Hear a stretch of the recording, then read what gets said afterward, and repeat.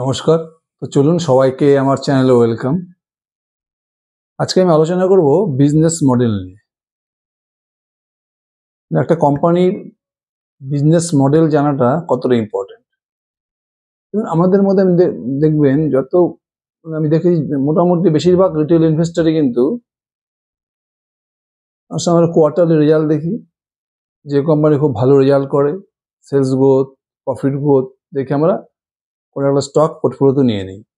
Normally বেশিরভাগ investor তাই করে, যারা ইনভেস্টিং করছে আর কি, কোয়ার্টারলি রেজাল্ট ফলো করে। যখন আমরা দেখি কোনো একটা কোম্পানি দুর্দান্ত করেছে result, sales growth, profit growth, sector highest করেছে, আমরা স্টকটাকে নিয়ে নিই, মানে পোর্টফোলিওতে স্টকটা নিয়ে নিলাম। তারপরে কি হয়, তারপরে তো নেক্সট কোয়ার্টারে বা তার পরের কোয়ার্টারে সে কোম্পানির রেজাল্ট খুব খারাপ হয়ে গেল, সেলস গ্রোথ কমে গেল, প্রফিট গ্রোথ কমে গেল। তখন কি হয়, তখন আমরা আবার স্টকটাকে হয়তো সেল করে দিই। এটা কেন হয়? তার কারণ স্টকটার প্রতি কিন্তু আমাদের কনফিডেন্স থাকে না। আমাদের শুধু নাম্বার দেখে নিয়েছি স্টকটা, এই কোয়ার্টারে আমি নাম্বার দেখে নিলাম, কারণ স্টকটা দুর্দান্ত সেলস গ্রোথ করেছে, প্রফিট গ্রোথ করেছে, সেটা সেক্টরে সব থেকে হাইয়েস্ট গ্রোথ করেছে, সেলস গ্রোথ, প্রফিট গ্রোথ করেছে, নিয়ে নিলাম। তারপরে ধরো স্টকটা ঠিক একটি বা দুটি কোয়ার্টার পরে তার সেলস গ্রোথ বা প্রফিট গ্রোথ কমে গেল, মানে যেরকম গাইডেন্স দিয়েছিল, যেরকম সেলস গ্রোথ হওয়ার কথা ছিল সেরকম হলো না। আমরা কি করলাম, স্টকটাকে সেল করে দিলাম, মানে পোর্টফোলিও থেকে বের করে দিলাম। এই জিনিসটা কেন হয়? অ্যাকচুয়ালি বেশিরভাগ ইনভেস্টর দেখবেন যেই ধরনের যে স্টকগুলোকে হয়তো পোর্টফোলিওতে সে নিয়েছে, কোম্পানিটা কি বিজনেস করেছে, অ্যাকচুয়ালি কোম্পানির বিজনেস মডেলটা কিরকম, বেশিরভাগ ইনভেস্টর জানে না।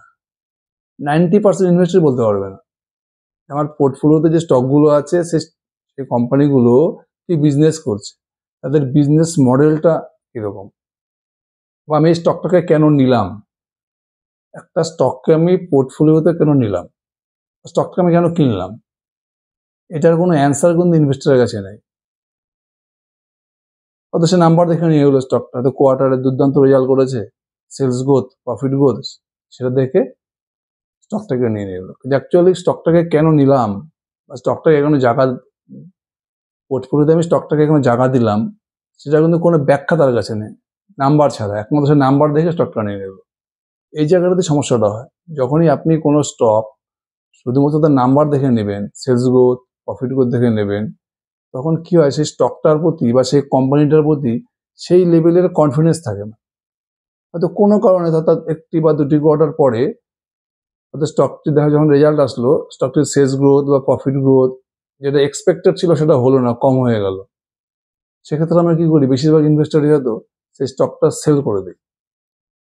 তারপরে দেখা গেলো সেই স্টকটা নেক্সট 1 বছর বা 2 বছর পর স্টকটা মাল্টিব্যাগার হয়ে গেল, তখন আমরা আফসোস করি, স্টকটা আমি কেন বেচে দিলাম। মানে এই সমস্যাটা কেন হচ্ছে, মানে একটা স্টককে আমরা হোল্ড করতে পারছি না।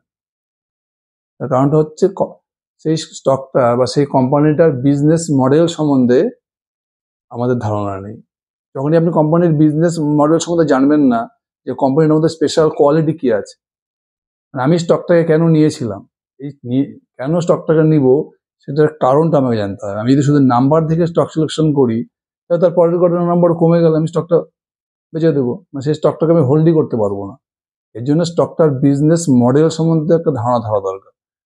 একটা স্টককে আমি পোর্টফোলিওতে কেন নিব, নিশ্চয়ই তার বিজনেস মডেলের মধ্যে কিছু একটা আছে, যেটা সেই সেক্টরের বাকি কোম্পানিগুলোর থেকে সেই কোম্পানিটাকে আলাদা করেছে। এই জিনিসটা খুব হওয়া দরকার। মানে আপনি আপনার পোর্টফোলিওতে যে স্টকটাকে নিচ্ছেন, মনে করেন আপনি পেন সেক্টরে কোনো স্টককে নিচ্ছেন, কেন নিচ্ছেন, সেই সেক্টরে তারও অনেক কোম্পানি আছে। শুধু নাম্বার দেখে স্টক সিলেকশন করলে হবে না, দেখতে হবে আপনি যে স্টকটা নিচ্ছেন সেই সেক্টরের বাকি কোম্পানিগুলোতে তার কি কি অ্যাডভান্টেজ আছে, তার মধ্যে স্পেশাল কোয়ালিটি কি আছে, তার বিজনেস মডেলের মধ্যে এরকম কি জিনিস আছে যার জন্য আমি এই স্টকটাকে পোর্টফোলিওতে নিতে পারি। নাম্বার তো পরের ব্যাপার, যদি আপনার স্টকটি বা আপনার কোম্পানিটার যদি বিজনেস মডেলের মধ্যে স্পেশাল কিছু ব্যাপার থাকে, তার মধ্যে যদি একটা এজ থাকে, কম্পিটিটিভ এজ থাকে, তো অবশ্যই সেই স্টকটি বা সেই কোম্পানিটির সেলস গ্রোথ, প্রফিট গ্রোথের সেক্টরের মধ্যে হাইস্ট করবে। সেটা তো এন্ড রেজাল্ট। তো প্রথম সবাই জানতে হবে আপনার কোম্পানিটা, যে কোম্পানিটা আপনি নিয়েছেন বা যে স্টকটাকে আপনি পোর্টফোলিওতে নিয়েছেন, তার বিজনেস মডেলটার মধ্যে কি স্পেশাল কোয়ালিটি আছে যার জন্য আপনি সেই স্টকটাকে পোর্টফোলিওতে নিচ্ছেন। শুধুমাত্র যদি আপনি নাম্বার দেখেন, নাম্বার দেখে স্টক সিলেকশন করলে কিন্তু সেই স্টককে হোল্ড করা খুব মুশকিল হয়ে যায়। হয়তো একটি স্টক আপনি নিলেন এই কোয়ার্টারে, হয়তো তার পরের কোয়ার্টারে দেখো তার নাম্বার খারাপ হয়ে গেল, রেজাল্টটা খারাপ আসলো, তখন কি হবে, আপনি স্টকটাকে সেল করতে বাধ্য হবেন যদি আপনার স্টকটির বিজনেস মডেল সম্বন্ধে পুরো কনফিডেন্স না থাকে। এই জন্য আমি অনেক চিন্তা ভাবনা করে এরকম একটা সিরিজ বানাতে চাচ্ছি যে বিজনেস, আমার প্রতিটা সেক্টরের বিজনেস মডেল নিয়ে আলোচনা করব। এক একটা সেক্টরের আমি মোটামুটি 14-15টা সেক্টরকে ট্র্যাক করি। এই সেক্টরের যে টপ কোম্পানিগুলো আছে তাদের মধ্যে বিজনেস মডেলের মধ্যে দেখে কোন কোম্পানির বিজনেস মডেল সেরা, সেই স্টকটাকে আমি পোর্টফোলিওতে জায়গা দেবো। আমাকে ওভাবে সিলেক্ট করতে হবে যে একটা সেক্টরের যতগুলো টপ কোম্পানি আছে সেই কোম্পানিটাকে আমি কেন সিলেক্ট করব, তার বিজনেস মডেলের মধ্যে কি আছে, সেই বিজনেস মডেল নিয়ে একটা সিরিজ করতে যাচ্ছি। যদি ওটা একটা ভিডিওতে সম্ভব না, মোটামুটি যদি 14-15টা সেক্টরে অ্যাটলিস্ট আমাকে 3 থেকে 4টা ভিডিও বানাতে হবে। আজকে আমি প্রথম ভিডিওটা শুরু করছি বিজনেস মডেল নিয়ে। আমি সেক্টর ওয়াইজ কি করব, সেক্টর ওয়াইজ বিজনেস অ্যানালাইসিস করব। আমি কোন স্টকটাকে এই সেক্টর থেকে সিলেক্ট করব, কেন করব, তাহলে কি হবে, আপনাদের পক্ষে দেখবেন ইনভেস্টিংটা অনেক সুবিধা হয়ে যাবে, বা ইনভেস্টিং করার যে প্রসিডিওর, সেই প্রসিডিওরটা কিন্তু আপনাদের কাছে অনেক ইজি হয়ে যাবে। যদি আপনি এই ভিডিওটা পুরোপুরি দেখেন তাহলে দেখবেন যে আপনি বুঝে যাবেন যে এই সেক্টরে আমি স্টকটাকে কেন সিলেক্ট করছি। সব থেকে ইম্পর্টেন্ট জিনিস হচ্ছে এটা, যে আমি স্টকটাকে কেন সিলেক্ট করছি, স্টকটার মধ্যে কি স্পেশাল কোয়ালিটি আছে, এটা নিয়ে আমি আজকের ভিডিওটা শুরু করছি। মানে এই ধরনের ভিডিও একটা এপিসোডে সম্ভব না, আমাকে মনে 3-4টা ভিডিও করতে হবে। আজকে এই প্রথম ভিডিও আমি শুরু করছি, ঠিক আছে। প্রথমে আমি যে সেক্টর নিয়ে আলোচনা করবো সেটা হচ্ছে cable sector. Cable and wire sector, এটা তো বুঝতে পারছেন যে এই সেক্টরটা কিন্তু মানে এভারগ্রিন সেক্টর। তার মধ্যে এখন গভর্নমেন্ট যে হারে ইনফ্রাস্ট্রাকচারে ক্যাপিক্স করছে, যত ইনফ্রাস্ট্রাকচার গ্রোথ করবে, যত ইকোনমি গ্রোথ করবে, তত কিন্তু যে কোনো ইন্ডাস্ট্রি, রিনিউয়েবল এনার্জি বলুন, সোলার এনার্জি বলুন, কনজিউমার ইলেকট্রনিক্স বলুন, ইপিসি ইন্ডাস্ট্রি বলুন, কনস্ট্রাকশন বলুন, যে কোনো ইন্ডাস্ট্রি যত গ্রোথ করবে, ডিজিটাল ইন্ডিয়া বলুন, যে কোনো স্কিম বা যে কোনো ইন্ডাস্ট্রি যত গ্রোথ করবে, সব ইন্ডাস্ট্রি কিন্তু মানে কেবল অ্যান্ড ওয়্যার একদম মাস্ট। আর আপনি দেখছেন কেবল অ্যান্ড ওয়্যার ইন্ডাস্ট্রি দেখুন, পলিক্যাপ বলুন, কেইআই বলুন, ডাইনামিক কেবল বলুন, প্রচুর কোম্পানি আছে, প্রত্যেকে কিন্তু ভালো গ্রোথ করেছে। 18%, 16%, 17%, 20% করে শেষ গ্রোথ করে যাচ্ছে। অনেকগুলো কোম্পানি আছে কেবল অ্যান্ড ওয়্যার সেক্টর, অন্তত 5 থেকে 6টা কোম্পানি এরকম আছে দেখবেন এর 18%, 20% করে শেষ গ্রোথ করে যাচ্ছে। তার মানে কেবল অ্যান্ড ওয়্যার ইন্ডাস্ট্রিটা কিন্তু এভারগ্রিন ইন্ডাস্ট্রি, আজও ডিমান্ড আছে, আজ থেকে 5 বছর পরও ডিমান্ড থাকবে। মানে প্রত্যেকটা ইন্ডাস্ট্রিতে, প্রত্যেকটা কনস্ট্রাকশনের মধ্যে কেবল অ্যান্ড ওয়্যার লাগবেই, যে কোনো ইন্ডাস্ট্রিতে। আপনি যদি কেবল অ্যান্ড ওয়্যারে পুরো সেক্টরটা দেখেন তাহলে দেখেন পলিক্যাপ, কেইআই, ডাইনামিক কেবলস, প্রত্যেকে মোটামুটি কাবিল, প্রত্যেকে দেখবেন সেলস গ্রোথ মোটামুটি 17 থেকে 21, মানে এই রেঞ্জে আর কি, 18%, 20% করে এটা কন্টিনিউ সেলস গ্রোথ করে যাচ্ছে। আর কেবল সেক্টরে আরো একটা কোম্পানি আছে, সেটা দেখেন V mark India. V mark India কিন্তু দেখুন 40%, 50%, 60% করে সেলস গ্রোথ করে যাচ্ছে। মানে বাকি যত কেবল ইন্ডাস্ট্রি স্টক আছে দেখুন, পলিক্যাপ, কেইআই, ডাইনামিক কেবল, প্যারামাউন্ট কমিউনিকেশনস, এই ধরনের যত স্টক আছে, হ্যাভেলস, প্রত্যেকের কিন্তু সেলস গ্রোথ উইদিন 20%, কারো 14-15%, কারো 20-21%, মানে সবারই মোটামুটি 18 থেকে 20% average sales growth.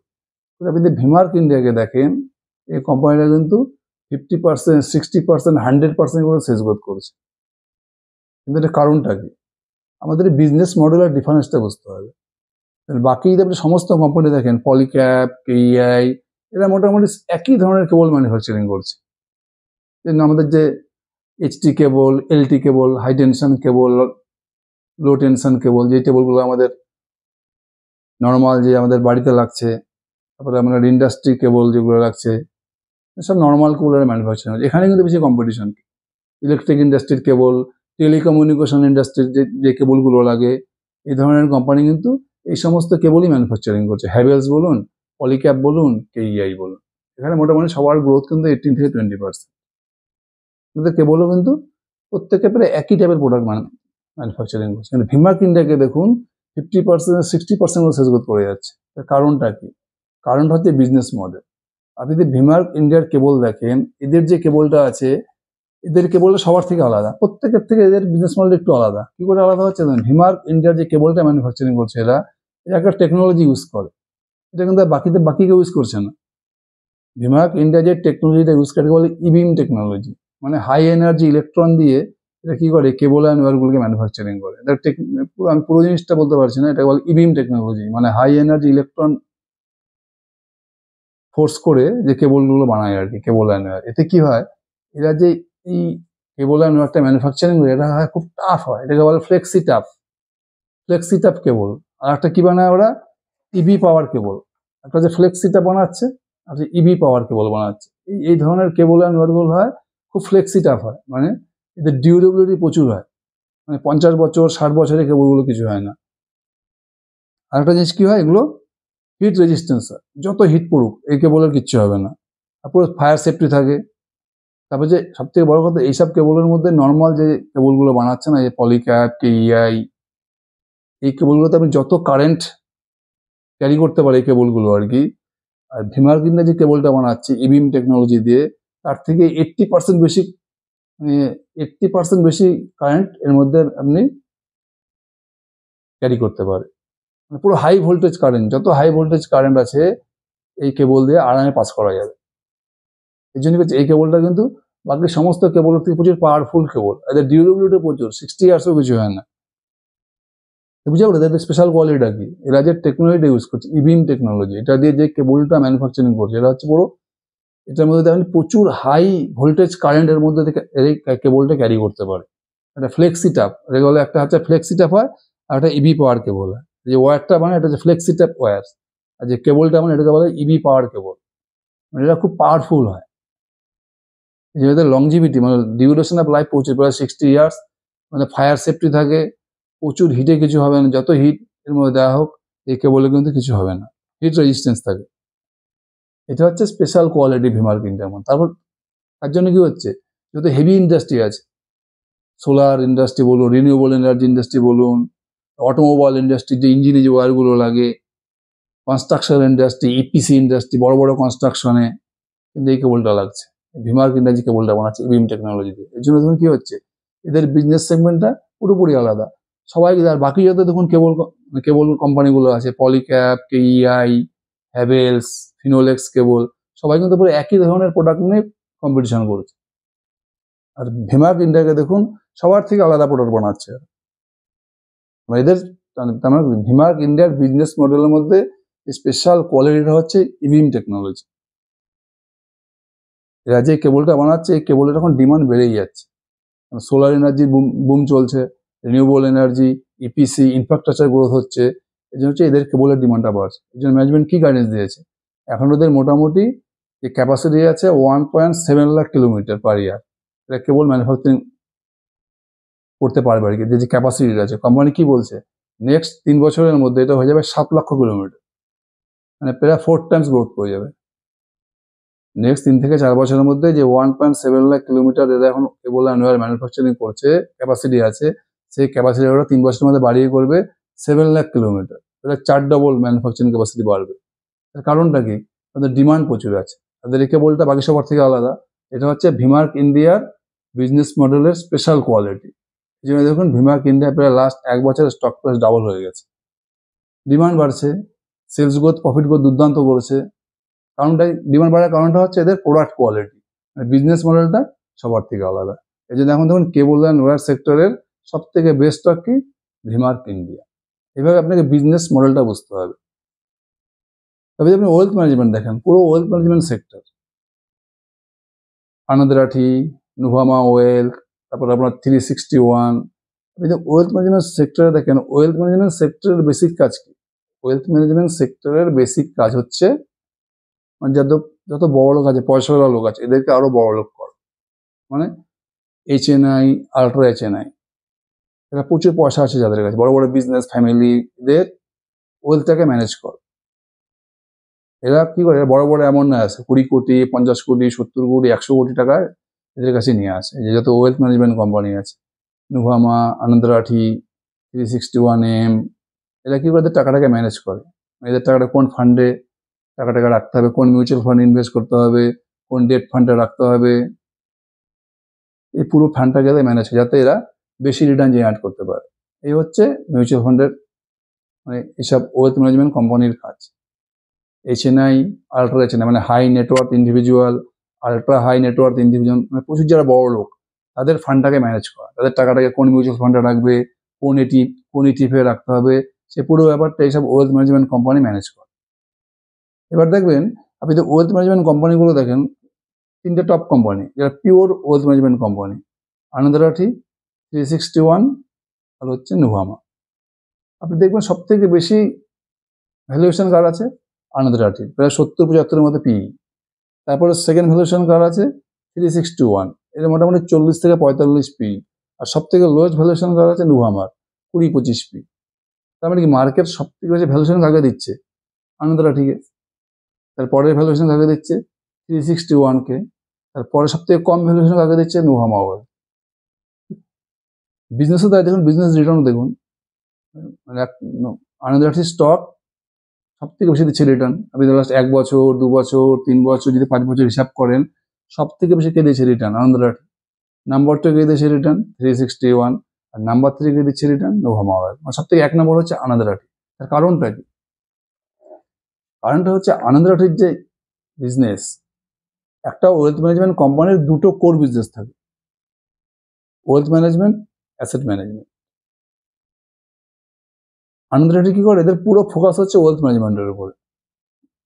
Wealth management কি, যে আমি একজন HNI, আমি আনন্দ রাঠিকে 10 কোটি টাকা দিয়ে দিলাম, আনন্দ রাঠি কি করবে, আমার টাকাটা নিয়ে সব মিউচুয়াল ফান্ড কোম্পানিতে ইনভেস্ট করে দেবে, AMC কোম্পানিতে, HDFC AMC হোক, UTI AMC হয়ে যাক, নিপ্পন হয়ে যাক, মতিলাল ওসওয়াল মিউচুয়াল ফান্ড হয়ে যাক, সব মিউচুয়াল ফান্ডে ইনভেস্ট করে দেবে। এটা হচ্ছে আনন্দ রাঠির কাজ। ওর কিন্তু নিজস্ব কোনো ফান্ড নেই, মানে কোনো অ্যাসেট ম্যানেজমেন্টের কাজ করে না ওরা। এটা কিন্তু অন্য কোম্পানির মিউচুয়াল ফান্ডে কাস্টমারের টাকাটা ইনভেস্ট করে দেবে। এই যে কোর বিজনেস, এটাই কিন্তু আনন্দ রাঠির কাজ। এটা কিন্তু অ্যাসেট ম্যানেজমেন্ট করে না, মানে আনন্দ রাঠির কাছে নিজস্ব কোনো মিউচুয়াল ফান্ড থাকে না, নিজের কোনো ফান্ড নেই, এরা অন্য কোনো মিউচুয়াল ফান্ডে কাস্টমারের টাকাটা ইনভেস্ট করে দেবে। আর একটা কাজ কি করে আনন্দ রাঠি, এদের একটা অ্যাপ বানানো আছে, অমনি ফিনান্সিয়াল বলে অ্যাপ আছে। এই অ্যাপটাতে এরা কি করে, যত ছোট ছোট মিউচুয়াল ফান্ড ডিস্ট্রিবিউটর আছে তাদের জন্য এরা এই অ্যাপটা বানিয়েছে। মানে এখানে পুরো কি করে কাস্টমারকে অ্যাকোয়ার করতে হবে, কি করে কাস্টমারকে বোঝাতে হবে, ক্লায়েন্টদেরকে, মানে পুরো একদম একটা মিউচুয়াল ফান্ড ডিস্ট্রিবিউশন কি করে করতে হয়, এরকম একটা অ্যাপ বানানো আছে। এটা কি করে, অ্যাপগুলো এই ছোট ছোট যাতে মিউচুয়াল ফান্ড ডিস্ট্রিবিউটর আছে এদেরকে সেল করে, কি করে সেল করে, এটা অ্যাপের মতো সাবস্ক্রিপশন নিতে হয়। আর এর একটা কি করে, সাবস্ক্রিপশন ফি পেয়ে গেল, মানে সফটওয়্যারের মতো সফটওয়্যার ফিস নিয়ে নিল। এই দুটো হচ্ছে মেন কোর বিজনেস, এক হচ্ছে ওয়েলথ ম্যানেজমেন্ট, আর এই যে অমনি চ্যানেল ফিনান্সিয়াল অ্যাডভাইসিং করা। ঠিক আছে, এই দুটো কোর বিজনেস করে। এবার যদি আপনি 361-এর বিজনেস মডেল দেখেন, এরাও কি করে, ওয়েলথ ম্যানেজমেন্ট করে। ওয়েলথ ম্যানেজমেন্ট মানে কি, আমি গেলাম 361M এর কাছে, টাকা নিয়ে, আমার টাকাটা নিয়ে 361M কি করলো, সব AMC কোম্পানিতে ইনভেস্ট করে দিল, HDFC, নিপ্পন, পরাগ পারিক, মতিলাল ওসওয়াল। এছাড়া আরও একটি বিজনেস আছে এদের 361, সেটা হচ্ছে অ্যাসেট ম্যানেজমেন্ট। অ্যাসেট ম্যানেজমেন্ট কি, যখন কোম্পানির নিজস্ব ফান্ড থাকবে, নিজস্ব মিউচুয়াল ফান্ড, নিজস্ব AIF, নিজস্ব PMS, নিজস্ব এদের মিউচুয়াল ফান্ড আছে, নিজস্ব অল্টারনেটিভ ফান্ড আছে, নিজস্ব নিজস্ব কিছু ফান্ড আছে। আমি যখন আমার টাকাটা নিয়ে 361M কি করবে, কিছু টাকাটা অন্যান্য AMC-তে ইনভেস্ট করে দেবে, আর কিছু টাকা ওদের নিজস্ব মিউচুয়াল ফান্ড বা নিজস্ব অন্য কোনো ফান্ডে ইনভেস্ট করে দেবে। এই দুটো কোর বিজনেস হয়ে গেল। আর 361M এছাড়া আরও একটি বিজনেস করে, সেটা হচ্ছে লেন্ডিং। এটা কি করে, লোনও দেয়। এদের যারা কাস্টমার আছে, HNI, আলট্রা HNI, এতে বড় বড় অ্যামাউন্ট ইনভেস্ট করে রাখে, 50 কোটি 60 কোটি টাকা ইনভেস্ট করে দিল। এবার এইসব কাস্টমাররা কি অনেক সময় শর্ট টার্ম লোনের দরকার পড়ে যায়, 2 কোটি 4 কোটি 5 কোটি টাকা 2 মাস 3 মাস 6 মাসের জন্য নেবে, তখন কি করে 361M এদেরকে লেন্ডিং করে দেয়, সামান্য মানে ব্যাংকের মতো ইন্টারেস্ট নিয়ে এদেরকে টাকাটা দিয়ে দেয়, লোনটা দিয়ে দেয়। কারণ কোনো রিস্ক নেই, কারণ পার্টির তো 50 কোটি টাকা ওর কাছে পড়ে আছে, তার থেকে 3 কোটি টাকা লোন দিয়ে দিল। এটা কিন্তু আনন্দ রাঠি করে না, এটা 361M করে। 361M আরো একটা বিজনেস, সেটা কি করে, ইয়ে করে, এই ট্রাস্টি একটা সার্ভিস দেয়।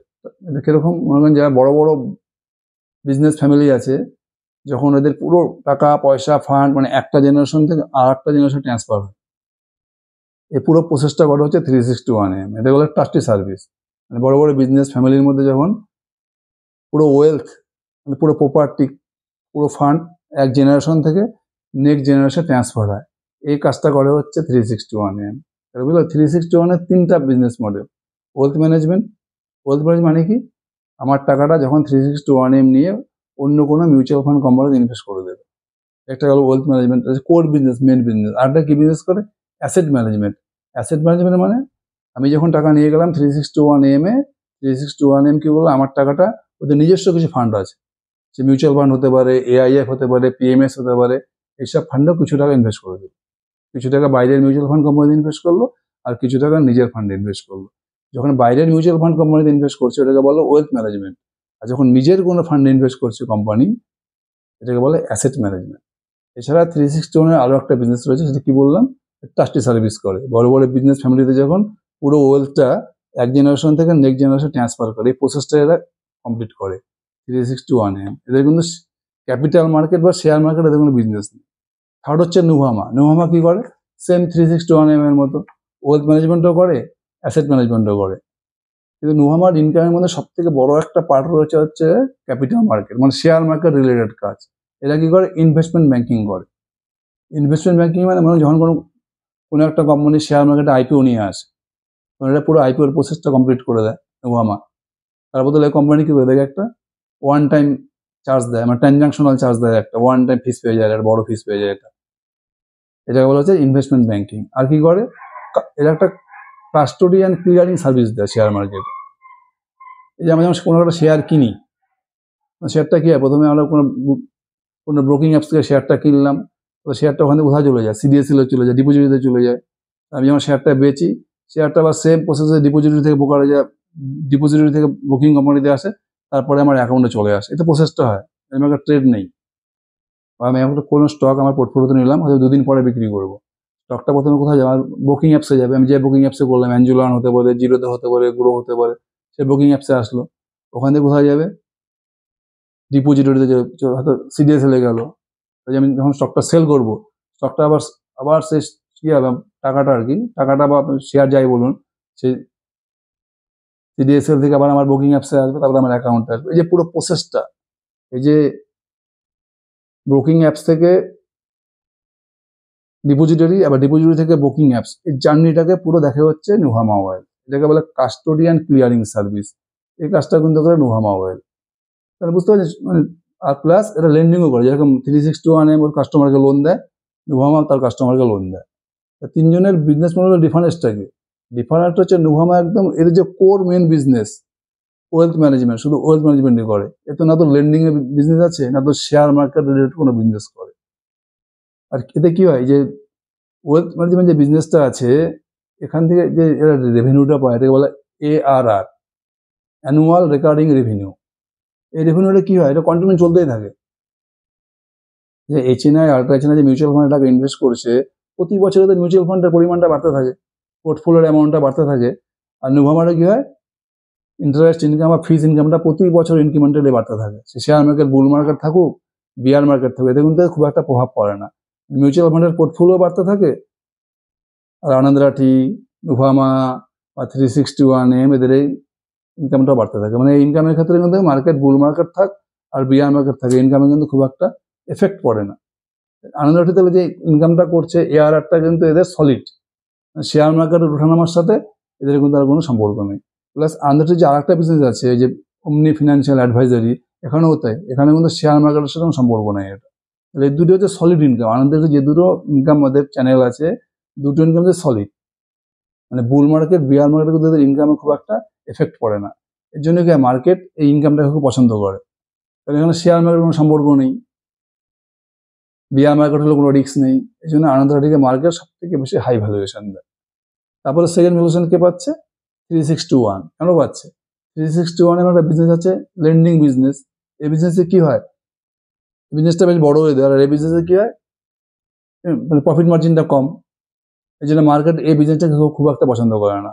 ওয়েলথ ম্যানেজমেন্ট, অ্যাসেট ম্যানেজমেন্ট ঠিক আছে, কিন্তু লেন্ডিং বিজনেসটাকে মার্কেটের খুব একটা পছন্দ না। এই জন্য 3621 দেখুন, এ কিন্তু আনন্দরাটির থেকে কম ভ্যালুয়েশন পায়। আর সব থেকে কম ভ্যালুয়েশন কে পায়? নুভামা। তার কারণ হচ্ছে নুভামার যে ইনকাম হয় তার মোটামুটি 40% ইনকাম আসে ওদের শেয়ার মার্কেট থেকে, ইনভেস্টমেন্ট ব্যাংকিং বা কাস্টোডিয়ান ক্লিয়ারিং সার্ভিস।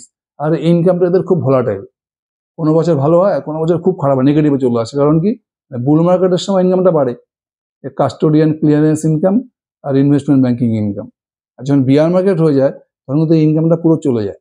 যখন এই ইনকামটা চলে যায় এদেরকে নেট প্রফিটের মধ্যে যদি পুরো হিট হয়ে যায়, net profit, totally net profit কমে যায়। যেমন এবছর যেটা হয়েছে কিউ2তে দেখুন নুভামার রেজাল্ট কিন্তু খুব খারাপ হয়েছে। তার কারণটা কি? ক্যাপিটাল মার্কেটস লাস্ট 1 বছর থেকে বিয়ার মার্কেট চলছে, এই জন্য নুভামার কাস্টোডিয়ান ক্লিয়ারিং ইনকামও কমে গেছে, ইনভেস্টমেন্ট ব্যাংকিংও কমে গেছে, কারণ নতুন কোম্পানি বেশি আসেনি, আইপিও বেশি আসেনি, এদের ইনকামও হয়নি। তবে নুভামার 40% ইনকামটাই হচ্ছে শেয়ার মার্কেটে ওঠানামার উপরে নির্ভরশীল। এই জন্য মার্কেট কি হয়, নুভামাকে সব থেকে কম ভ্যালুয়েশন দেয়। দেখুন নুভামার পি সব থেকে কম, আর আনন্দরাঠির পি সব থেকে বেশি, কারণ মার্কেট আনন্দরাঠির বিজনেস মডেলটাকে পছন্দ করে।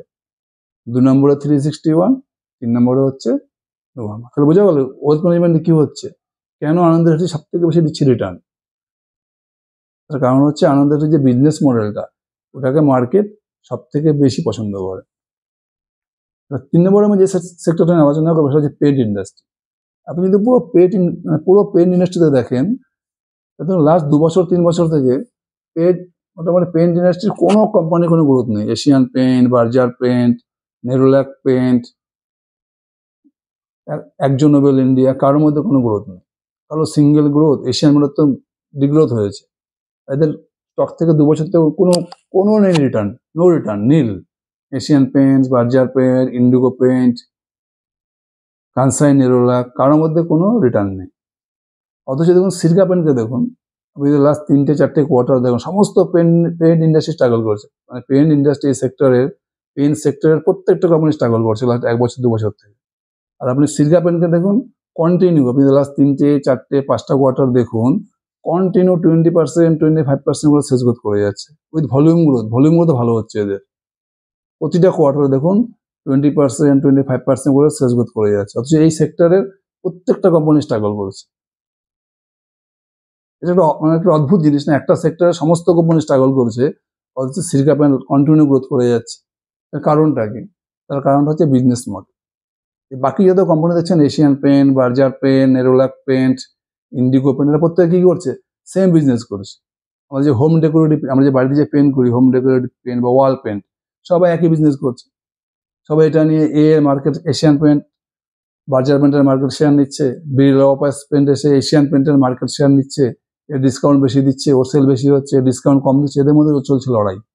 Asian paint, Birla paint, Berger paint, Indigo paint, আর সবাই সেম কাজ করছে। মানে হোম ডেকোরেটিভ যে নর্মাল পেন্ট, সবাই ওই পেন্টেরই বিজনেস করছে। সিরকা পেন্টের বিজনেস মডেলটা দেখুন, এরা কি করছে, এদের যে পেন্টটা সবার থেকে আলাদা। এদের বিজনেসের মেন ফোকাস কি? Wood coating paint. এই যে বড় উডের যে ফার্নিচার, কাঠের যত বড় বড় ফার্নিচার হয়, দরজা জানলা কাঠের, তার যে প্রিমিয়াম উড কোটিং করে এরা, একদম প্রিমিয়াম স্টাইলিশ, মানে দুর্দান্ত finishing, high quality premium product, wood coating. এটা হচ্ছে এদের বিজনেসের মেন প্লাস পয়েন্ট। বাকি সবাই কিন্তু ওয়াল পেন্টের মারামারি করছে, Asian paints, Indigo paint, Berger paint. আর সিরকা পেন্টকে দেখুন, সবার থেকে আলাদা আলাদা সেকশন এদের। এরা কি করছে? প্রিমিয়াম উড কোটিং করছে। এটা যত বড় বড় ফার্নিচার কোম্পানি আছে সবার সাথে কন্ট্যাক্ট করে ফার্নিচারের মধ্যে কি করছে? উড কোটিং করছে।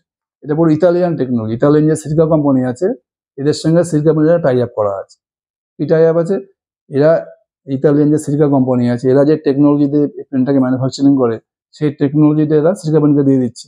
তার বদলে কিছু ফিস নিয়ে নিচ্ছে, কিছু রেভিনিউ শেয়ারিং পাচ্ছে। আর এই পুরো টেকনোলজিতে ইন্ডিয়াতে ইউজ করছে হচ্ছে সিরকা পেন, একদম প্রিমিয়াম উড কোটিং, একদম হাই কোয়ালিটির, মানে লাক্সারি, একদম লাক্সারি আইটেম বলতে পারেন। এতে কি হয়, উডের যে এই যে কোটিংটা করছে, প্রিমিয়াম কোটিংটা, এতে কি হচ্ছে, এদের যে কাঠের উপরে, ফার্নিচারের উপরে প্রিমিয়ামটা কোটিংটা যে করছে, পেন্টটা করছে, এতে উডের ডিউরেবিলিটি, লাইফে বেড়ে যাচ্ছে। তাদের কি এটার মধ্যে একটা ইয়ে থাকে, পলিইউরেথেন বলে একটা পলিশ করে, এটা পলিইউরেথেন। এটাতে পলিশ করাতে কি হচ্ছে, এই যে পুরো ফার্নিচারটা যে পলিশ করছে, পিইউ পলিশ করছে, যে এটাতে কি হচ্ছে, এদের পুরো মানে এদের কোনো স্টেন হয় না, তারপরে আপনার কোনো স্ক্যাচেস পড়ে না, কোনো ময়েশ্চারের কোনো ক্ষতি হয় না, যত হিট পড়ুক এই ফার্নিচারে কিছু হবে না। পিইউ যে এদের পলিশ করছে, তারপরে কি করছে, অ্যাক্রিলিক করছে, অ্যাক্রিলিক পেন্ট, মানে জলে কিচ্ছু হবে না। এটা পিইউ দিয়ে পলিশ করছে, প্লাস এর মধ্যে অ্যাক্রিলিক কোয়ালিটি আছে, মানে এটাতে জলেও কিছু হবে না। তারপরে যতই হিট পড়ুক সেটাতেও কিছু হবে না। এটার মধ্যে সব থেকে আরো একটা ভালো জিনিস আছে, এটার মধ্যে যে এরা যে কেমিক্যালটা ইউজ করছে, এটা হচ্ছে লো ভোলাটাইল অর্গানিক কম্পাউন্ড, এলভিওসি। এতে কি হয়, ঘরের ভিতরে যে ফার্নিচারগুলো লাগাচ্ছে, এরা যে এলভিওসি কম্পাউন্ডটা ইউজ করছে, এতে কি হয়, এদের ঘরের ভিতরে যে পরিবেশটা নষ্ট হয় না, কোনো গন্ধ ছড়ায় না, কোনো কেমিক্যালের কোনো মানে কোনো বাজে গন্ধ হয় না, এদের ঘরের পরিবেশটা ভালো থাকছে, মানে হেলদি একটা ইনডোর এয়ার কোয়ালিটি থাকছে। এই জন্য কিন্তু এটা প্রিমিয়াম, দামও বেশি। এটাতে কিন্তু মার্কেটে প্রচুর ডিমান্ড চলে আসছে, এদের যে পেন্টটা ইউজ করছে এরা, হাই কোয়ালিটি উড কোটিং। এই পেন্টের যে সেক্টরটা, এটা কিন্তু বাকিদের থেকে সবার থেকে আলাদা। বুঝে গেল, বিজনেস মডেলটা খুব ইম্পর্টেন্ট। এখানে কিন্তু শুধু রেজাল্ট দেখলে হবে না। সিরকা পেন্ট কেন গ্রোথ করেছে, কারণ সিরকা পেন্ট যে সেকশনে কাজ করছে পেন্টের, ওরাও পেন্টই বানাচ্ছে কিন্তু একদম আলাদা। এই জন্য আজকে দেখুন সিরকা পেন্ট কন্টিনিউয়াসলি গ্রোথ করে যাচ্ছে, অথচ বাকি কোম্পানিগুলো কিন্তু স্ট্রাগল করছে। আপনাদের এই জন্য বিজনেস মডেলটা জানা দরকার। এই জন্য তাহলে এখন পেন সেক্টর সব থেকে সেরা স্টক কোনটা আছে, সিরকা পেন্ট, কারণ কি এদের বিজনেস মডেলটাই সবার থেকে আলাদা। বুঝলে, আজকে তাহলে আমি 3টে সেক্টর নিয়ে আলোচনা করলাম, পেন সেক্টর, কেবল সেক্টর, আর হচ্ছে ওয়েলথ ম্যানেজমেন্ট সেক্টর। বুঝলো, ওয়েলথ ম্যানেজমেন্টের সেরা কি আছে, আনন্দ রাঠি। কেবল সেক্টরের সেরা কি আছে, ভিমার্ক ইন্ডিয়া। আর পেন্টে কি আছে, সিরকা পেন্ট। কেন সেরা, কেন এদের বিজনেস মডেলটাই হচ্ছে সবার থেকে আলাদা। এর পরের ভিডিওতে আমি আরো 3-4টে সেক্টর নিয়ে আলোচনা করব। মোটামুটি এই সিরিজটা, এই বিজনেস মডেল অ্যানালাইসিস সিরিজটা মোটামুটি 3 থেকে 4টা ভিডিও না করলে পুরো সেক্টরটাকে ক্লিয়ার করা যাবে না। এই জন্য বলছি বিজনেস মডেলটা ভালো করে অ্যানালাইসিস করুন, তাহলে আপনার কাছে সব পিকচারটাই ক্লিয়ার হয়ে যাবে। Thank you.